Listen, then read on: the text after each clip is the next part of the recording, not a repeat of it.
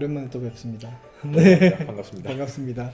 오늘은 어떤 주제로 또 준비하셨나요? 네, 오늘은 네. 이제 지난 8년간 일본이 제로 금리 또는 이제 마이너스 금리를 시행을 하고 있었는데, 네네. 근데 이제 그 정책이 드디어 끝나고 약간 스탠스가 바뀌어서 네. 좀 금리 인상 기조로 바뀌었기 때문에 그 그거에 대해서 좀 얘기를 해보고자 제로 금리 정책 종료에 대한 얘기를 가져왔습니다.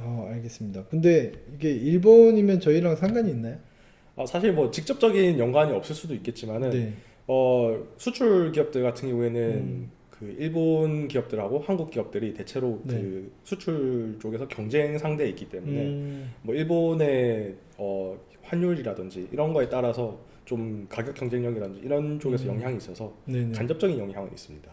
그래도 뭐 영향이 전혀 남의 나라의 일은 아니고 완전히 남의 나라 일은 아닙니다. 우리에게도 영향이 있으니까 네. 공부를 할 필요가 있다 이런 그쵸. 말씀이고, 제로 금리, 솔직히 이게 금리가 제로면 그냥 0%란 거잖아요. 그쵸. 네, 빌리는 0%. 비용도 0이고.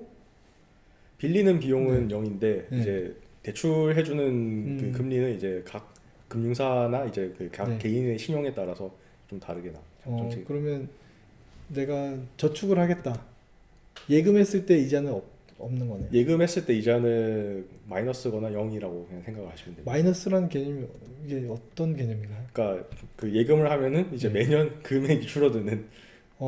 실제로 그 금액이 줄어드는 거예요? 실제로는 이제 줄진 않는데, 음. 그러니까 이게 제로 금리나 마이너스 금리는 이제 은행하고 중앙은행 간 거래에서 나타나는 거기 때문에 은행이 예를 들어서 중앙은행에서 돈을 차입을 했을 때 네. 뭐 1년이 지났 음. 마이너스 상태에서 1년이 지났다 하면은 그 해당 퍼센테이지만큼 이제 금액이 줄어든다고 좀 생각하시면 되고, 결국에 이제 양적 완화, 그러니까 돈을 이제 막 뿌리는 정책이라고 생각하시면 됩니다. 네네, 알겠습니다.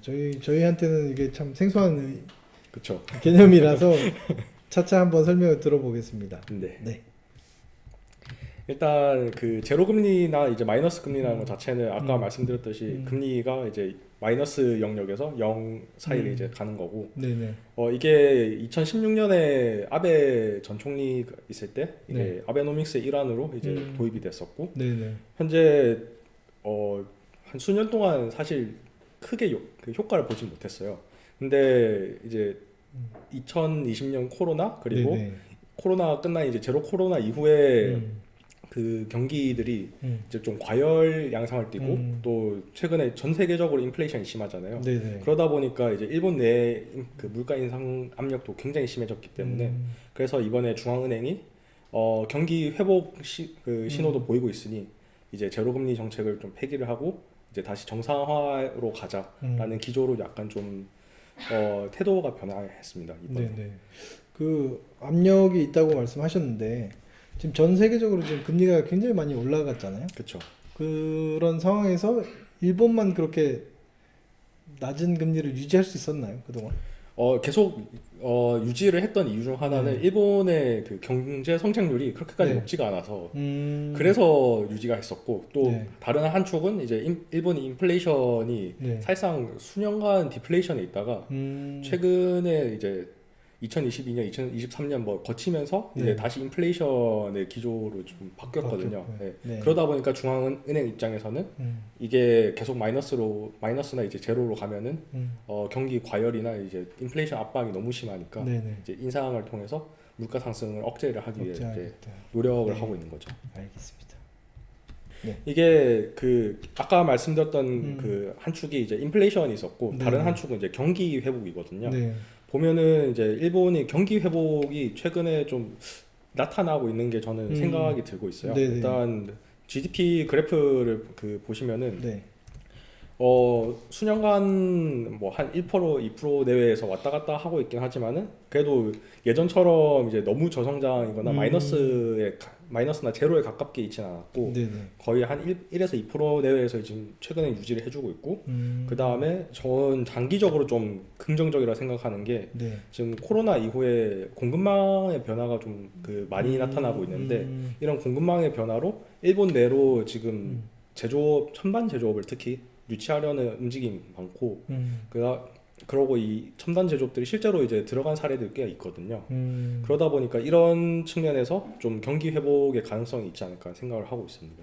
이게 지난번 방송에서 얘기하신 그 미국으로 다시 제조업이 돌아가고 있다 네, 하신 거와 똑같은 똑같은 내용인가요? 얘기입니다. 네. 오. 그러니까 이게 미국뿐만이 아니고 전 네. 세계적으로 지금 공급망 이슈 때문에 음. 이제 기존 그 수십 년간 해오던 세계화 시대의 네. 공급망은 사실 저는 이제 깨졌다고 보고 음. 이런 상품 공급망 같은 경우는 특히 필수제인 경우에는 네네. 가능하면 이제 자국 내에서 조금이라도 생산을 하는 방향으로 간다. 이렇게 저는 생각을 하고 있고요. 그러면 이제 생산 경쟁력이 이제 다시 높아졌다는 얘기네요. 생산 경쟁력이 높아진 것도 있고 그 다음에 이제 저희가 흔히 이제 보는 이제 AI라든지 네. 로봇의 발달이 이제 좀 생각보다 이제 많이 올라오면서 자동화의 가능성이 높아지고 있다. 네네. 그러면 이제 첨단 제조업, 특히 이제 비싼 로봇을 써야 되는 첨단 제조업 같은 경우에는 이런 로봇을 이용해서 더 높은 생산성을 누리고 그 다음에 그렇게 하면 자국 내에서도 생산할 수 있으니까 이런 그 기술적 변화들도 이런 공급망 변화에 좀 도움을 주고 있다고 보시면 됩니다. 그러면 이제 미국이나 일본 이런 선진국들은 그 신기술을 통해서 더 강해지고 그렇죠. 그렇지 않은 나라들은 일감도 없어지고 기술도 뒤처지고 그런 건가요? 제 생각에는 그 뭐 여러 제조업 내에서도 이제 여러 분야가 있잖아요. 네네. 그 중에서도 첨단 뭐 로봇이라든지 아니면 그 기술적인 부분이 많이 들어가는 제조업 같은 경우에는 선진국 내에 있고 그 외에 이제 인력이 많이 필요한 뭐 네네.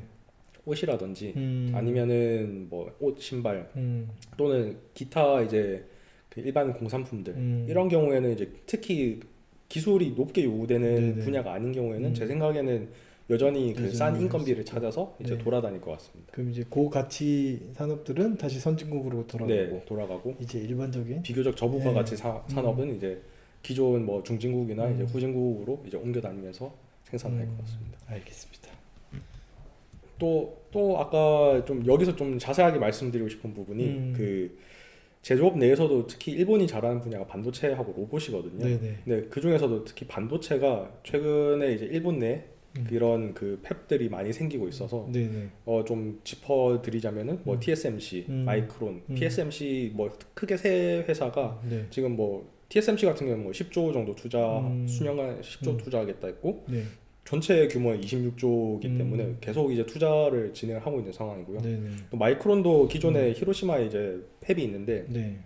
여기에 뭐 한 4조 원에서 5조 원 정도 투자를 해가지고 디램 설비를 업그레이드 하겠다. 네. 그리고 또 PSMC는 그 좀 산업용이나 아니면 차량용 반도체 네. 만드는 좀 나노 사이즈가 좀 큰 네.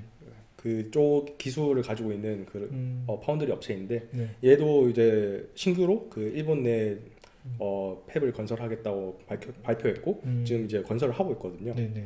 그래서 장기적으로 지금 계속 그 반도체 쪽 그 산업이 여기로 들어가고 있다 보니까 네. 중장기적으로 봤을 때 일본 내 기존에 잘하고 있던 반도체 관련 뭐 장비라든지 아니면 화학 제품이라든지 이런 쪽도 같이 수혜를 볼 수 있다고 생각을 하고 있고요. 그 지금 TSMC는 일본 기업이 아니잖아요. 그쵸, 대만 기업이죠. 대만 기업이고 마이크론은 마이크론은 미국 기업이죠. 미국 기업이고 예. PSMC는 PSMC도 대만 기업이에요. 대만 기업. 네. 그 왜 외국 기업들이 다 일본에 제조업을 옮기고 있나요? 일단 일본에 옮기는 이유 중 하나는 뭐 여러 가지가 있겠지만은 네. 일단 공급망에서 분산을 좀 하고 있는 거고요. 그러니까 TSMC 같은 경우에 지금 뭐 미국에도 지금 건설을 하고 있고 네네. 일본에도 건설을 하고 있고 유럽에도 건설을 하려고 지금 논의를 하고 있거든요. 네네. 여러 지역에서 그러니까 여러 수요 지역에서 지금 공급망 분산을 하기 위해 네네. 좀 노력을 하고 있고 왜 아시아에서 그럼 일본을 선택했느냐 하면은 사실 국내 같은 경우에는 이미 그 여러 이제 반도체 대기업들이 많은 상황이고 네. 그 다음에 TSMC 같은 경우에 주로 쓰는 이제 화학 제품 같은 것들은 네. 국산보다는 일본산이 많거든요. 아. 그래서 이제 이런 것들을 고려했을 때 네. 아마 TSMC는 저기 일본을 선택한 것 같고요.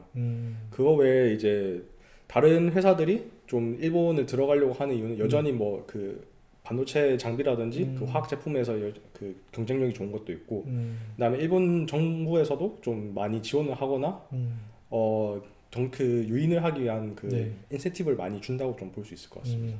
근데 일본도 사실 이런 산업을 할 수 있지 않나요? 반도체 회사들을. 일본이 예전부터 많이 해왔고 네. 그 노력은 많이 했지만은 그 경쟁력 측면에서 많이 밀렸었거든요. 음. 그러니까 기존에 삼성하고 뭐 SK 하이닉스 네. 하고 붙으면서 이제 메모리 반도체에서는 그 음. 일본 기업들이 저기 치킨 게임에서 져가지고 지금 최근에는 이제 못 하고 있고 이제 아예 없어졌나요? 거의 없어졌어요. 옛날에 도시바 뭐 도시바 같은 경우에는 네. 뭐 최근에 매각되고 이런 음. 이슈들이 많았기 때문에 이제 경쟁력이 많이 상실을 했다고 보고 음. 다만 이제 여전히 뭐 장비라든지 화학 제품은 네. 압도적인 경쟁력을 유지를 하고 있기 때문에 네네.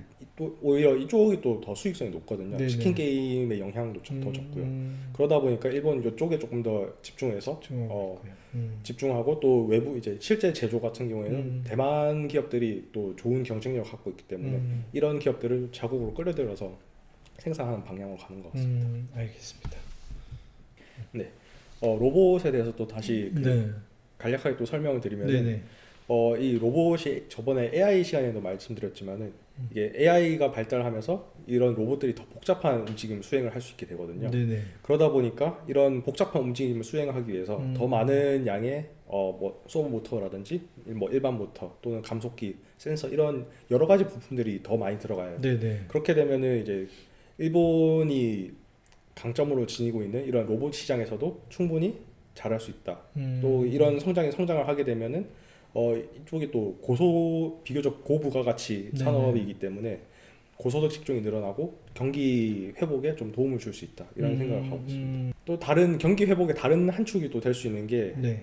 인플레이션 상승으로 인한 임금의 상승이거든요. 최근에 그 일본이 인플레이션 좀 최근 들어서 좀 네. 많이 올랐는 그 물가 상승이 좀 많이 올랐는데 네. 이러다 보니까 일본의 명목 그 임금이 많이 상승했음에도 불구하고 네. 실질 임금이 많이 하락했어요. 차트를 보시면은 이게 명목 임금이 2000년도 수준에 이제 이제 다시 이제 똑같은 수준으로 돌아왔는데 그동안 최근 엄청 떨어졌네요. 예, 2009년. 많이 떨어졌죠. 예, 디플레이션 상황도 있었고 네. 워낙 저성장이다 보니까 임금이 많이 떨어졌었는데 최근에 이제 코로나 이후에 임금이 급상승을 했거든요. 네네. 네, 급상승을 했음에도 불구하고 임금 상승률보다 물가 상승률이 더 높았기 때문에 다음 차트 보시면 이제 실질 임금 같은 경우에는 2000년도보다 밑에 있어요. 실질적으로 이제 일본인들이 더 가난해진 거죠. 뭐 비슷한 임금을 받고 있지만 실제로는 그 효과가 이제 물가가 더 많이 오르면서 더 많이 올라서 많이 오르면서 100만 원을 벌지만 내가 그동안 사던 물건을 더 많은 돈을 주고 사야 되는 그쵸. 입장이죠. 예. 이제 이런 상황이 꽤 오랫동안 지속이 됐는데 이게 물가 상승률이 워낙 높다 보니까 일본 정부 내에서도 이제 실질적인 임금을 상승하기 위한 노력도 많이 하고 있고 또 기업 입장에서는 구인난이 워낙 심각해요 여기가. 이게 노동 인구가 계속 감소를 하고 있는 추세이고 근데 노동 인구를 또 막 흡수를 하기 위해서는 임금을 높여줘야 되는데 기존에는 그러지 못했거든요. 디플레이션이었으니까. 네네. 근데 앞으로 인플레이션이 되면은 이제 임금을 높여줄 수 있는 상황이 되고 또 최근에 인플레이션이 높았기 때문에 실제로 지금 임금을 올리는 곳들이 꽤 많아요. 뭐 JFE라든지 아니면 일본의 지방은행 또는 뭐 일본의 좀 대형 은행들 아니면 뭐 보험회사들이라든지 이런 쪽에서 뭐 신입 사원 초봉을 뭐 적으면은 10% 많으면은 뭐 15% 20% 진짜 많은 데는 25%까지 올리는 데도 있거든요. 상당히 높네요. 그렇죠.